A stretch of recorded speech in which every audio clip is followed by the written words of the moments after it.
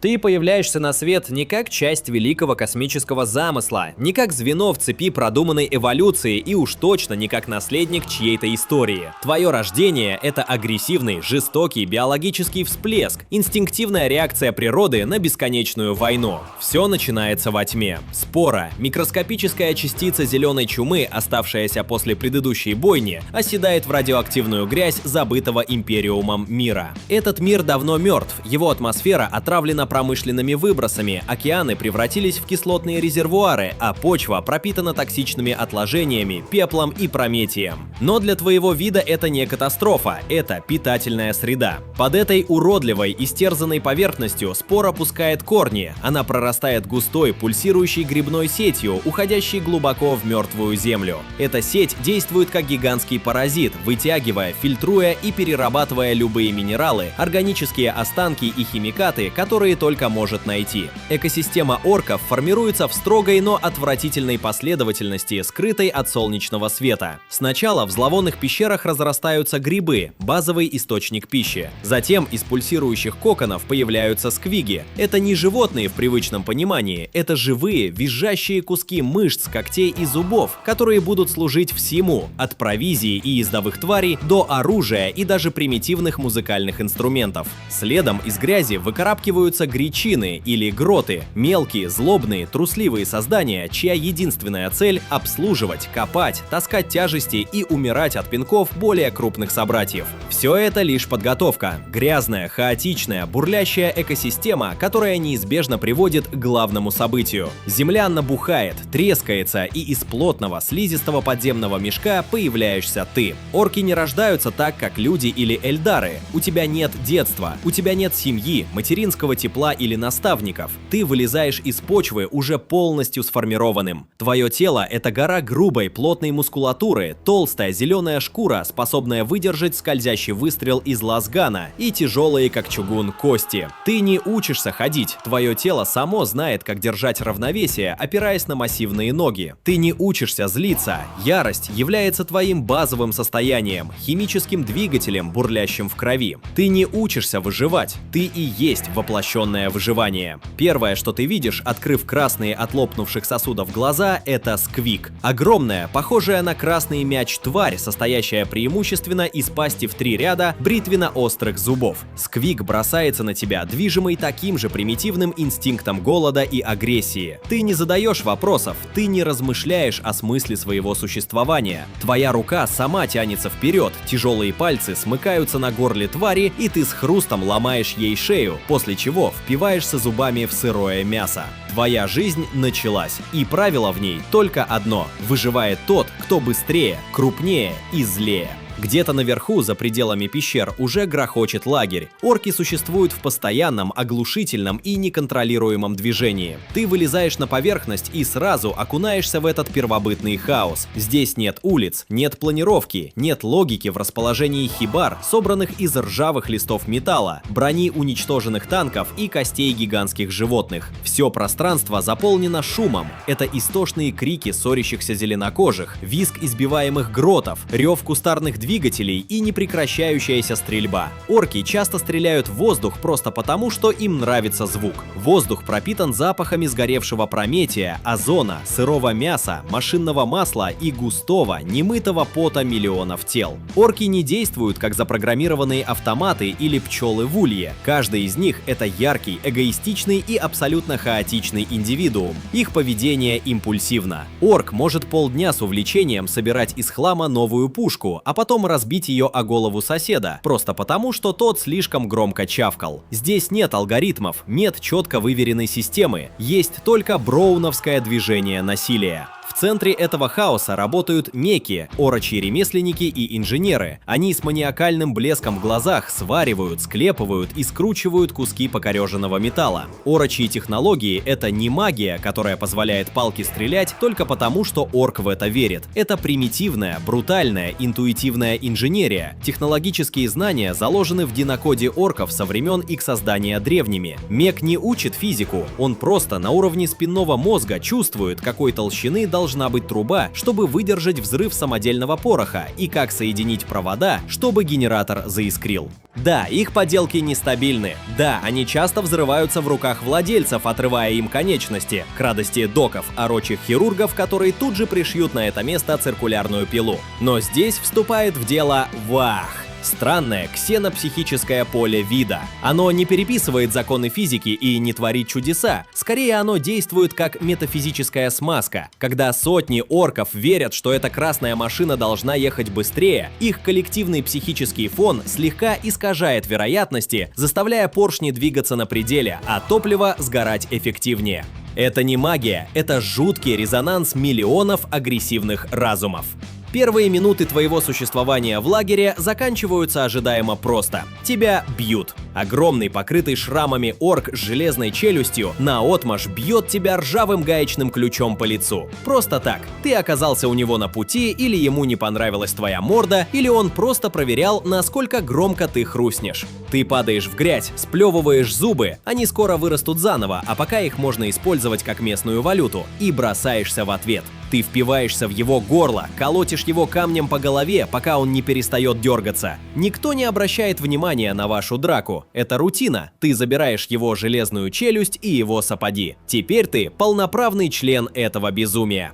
Орочье общество не знает концепции развития или уровней, как в человеческих армиях или ролевых играх. Нет никакого последовательного пути от простого парня, бой, до ноба, а затем до босса. Иерархия здесь — это зыбкий песок, который меняет форму каждую минуту, в зависимости от того, кто кого смог избить. Статус — это не звание, которое тебе присваивают, это размер твоих бицепсов и количество орков, которых ты можешь запугать. Ты растешь физически от постоянных драк, твой организм вырабатывает гормоны роста в ответ на победы и агрессию. Сегодня ты забил насмерть нескольких конкурентов, собрал кучу лучших пушек, обвешался трофеями и стал нобом, крупным, доминирующим вожаком, вокруг которого собираются более мелкие орки. Они подчиняются тебе не из уважения или верности идеалам, а потому что боятся, что ты оторвешь им руки, если они ослушаются. Но этот статус не гарантирует тебе ничего. В орочьей системе нет стабильности. Завтра, пока ты будешь спать или отвлечешься на состязания по поеданию сквигов, амбициозный подчиненный может проломить тебе череп кувалдой. Или ты нарвешься на варбосса, которому покажется, что ты слишком громко рыгаешь. Твоя власть длится ровно столько, сколько ты можешь отстаивать ее грубой, неприкрытой силой каждую секунду своего существования.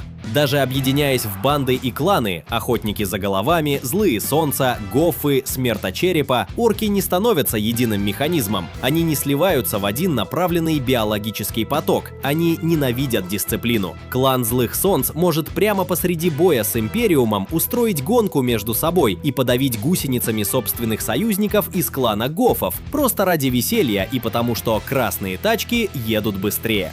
Единство зеленокожих всегда временное, шаткое и держится исключительно на страхе перед кем-то по-настоящему огромным. И со временем это напряжение в секторе начинает сгущаться. Разрозненные стычки и драки внутри лагерей перестают удовлетворять амбиции растущих варбоссов. Размеры лагерей увеличиваются, кузницы меков дымят круглосуточно, закрывая небо черным смогом. Энергия ВАХ накапливается, как статическое электричество перед колоссальной грозой. Это психоэнергетическое поле влияет на каждого зеленокожего. Оно пьянит, заставляет кровь кипеть, притупляет чувство боли до минимума и гонит миллионы орков на поиски по-настоящему великой драки. В эпицентре этого безумия вырисовывается фигура колоссальной, невероятной мощи – Гаскул Маг Урук Трака. Он не божество, он не является метафизическим центром реальности, вокруг которого вращаются планеты. Он просто орк. Но орк до невозможного огромный, исключительно хитрый, жестокий и обладающий феноменальной харизмой по меркам своего вида. Гаскул не переписывает законы мироздания своим присутствием. Он делает нечто более простое и страшное. Он избивает, ломает и подчиняет себе других варбоссов, заставляя их поверить, что следовать за ним – это путь к самой великой резне в истории галактики. Его воля, подкрепленная чудовищной силой его личной охраны и грохотом его мега-брони, сминает волю других. И когда миллионы орков перестают резать друг друга и начинают смотреть в одну сторону, в сторону космоса и звезд чужих миров, начинается настоящий межзвездный вах. Сбор флота не имеет ничего общего с военной логистикой. Это неупорядоченная армада. Корабли орков — это чудовищные химеры, собранные из выпотрошенных остовов имперских крейсеров, огромных астероидов, роков, к которым приварены маневровые двигатели, и гигантских кусков космического мусора. Все это скреплено толстыми заклепками, невероятной наглостью меков и сдерживающим психополем «Уа», которое не позволяет этой свалке развалиться на части при первом же включении двигателей. Ты оказываешься внутри одного из таких кораблей. Там нет кают, нет систем жизнеобеспечения в привычном смысле, есть просто гигантские темные трюмы, забитые миллионами орущих, дерущихся в тесноте зеленокожих. Путешествие через варп — это отдельная форма безумия. Поля Геллера на орочьих кораблях работают с перебоями, и когда демоны прорываются внутрь трюмов, орки не впадают в панику. Для них это просто отличное развлечение в долгой дороге, возможность размять кулаки и пострелять в существ из чистой энергии хаоса. Наконец, флот вырывается в реальное пространство в целевой системе. Высадка на планету Империума — это не тактическая операция, это катастрофа планетарного масштаба. Корабли не входят в атмосферу аккуратно, они падают. Огромные роки врезаются в континенты, вызывая землетрясения и цунами. Капсулы десанта, больше похожие на железные ящики, набитые мясом, вонзаются в улья города. Высадка — это лавина обезумевших от жажды крови индивидуалистов, каждый из которых стремится первым добраться до врага, первым ударить, первым вырвать трофей. Никакого единого плана, никакой слаженности, просто ревущая зеленая волна ярости и металла. Миры Империума трещат по швам. Местные силы планетарной обороны сметаются в первые же часы. Их лазерные винтовки — ничто против бронированных вагонов и толстокожих монстров, не обращающих внимания на оторванные руки и пробитые легкие. Ты бежишь в первых рядах. Земля под ногами превращена в кровавую кашу и месиво из грязи и осколков бетона. Воздух гудит от выстрелов из тысяч шут. Стрелял. Оружие, чья отдача должна ломать руки, но твои руки слишком крепки. Ты не герой и не избранный командир. Ты просто очень большой и злой ноб, который нашел свою идеальную драку. И вдруг фронт замирает на секунду. Волна хаоса наталкивается на абсолютный, непреклонный порядок. Адептус Астартес, космодесантники. Они стоят среди руин, закованные в силовой керамид. Их броня не раскрашена кричащими цветами хаоса, их строй идеален. В отличие от ревущей толпы зеленокожих, они действуют с холодной машинной точностью. Они — воплощение дисциплины, тактики и монолитной структуры Империума. Орки не анализируют угрозу. Орки не отступают для перегруппировки. Вид врага, который не бежит в страхе, лишь сильнее разжигает коллективное безумие. Каждый орк сам по себе бросается на ряды Астартес, желая лично проверить прочность их брони. Начинается мясорубка. Столкновение двух несовместимых философий ведения войны. Ты врываешься в гущу боя. Твоя огромная цепная секира, собранная из деталей разбитого грузовика, воет, вгрызаясь в воздух. Ты видишь перед собой гиганта в синей броне. Он не кричит, не замахивается широко. Его движения расчетливы и экономны. Ты делаешь рывок, вкладывая в удар всю массу своего гигантского тела, весь адреналин и всю ярость, накопленную с момента твоего рождения в подземной грязи. Ты хочешь расколоть его пополам, проломить его идеальный шлем, но космодесантник даже не пытается блокировать твой удар неуклюже. Он уходит с линии атаки с неестественной для его габаритов скоростью. Ты проносишься мимо, твое оружие врубается в бетонную стену, осыпая вас снопом искр. И в этот момент время для тебя замирает. Ты даже не успеваешь повернуться, ты не успеваешь разозлиться на промах. Масс-реактивный снаряд Болтера, выпущенный в упор с математической точностью, пробивает твою грудную клетку. Снаряд пробивает толстую кожу, ломает ребра, твердые как сталь, входит глубоко в твои органы и детонирует внутри. Взрыв разрывает тебя изнутри, превращая легкие и сердце в кровавую пыль. Ты падаешь, тяжело, как срубленное дерево. Звуки битвы мгновенно меркнут. Никаких финальных мыслей, никаких откровений перед смертью. Орочий мозг не склонен к философии. Ты просто перестаешь функционировать. На этом твоя история заканчивается. Абсолютно. Непоправимо. Навсегда.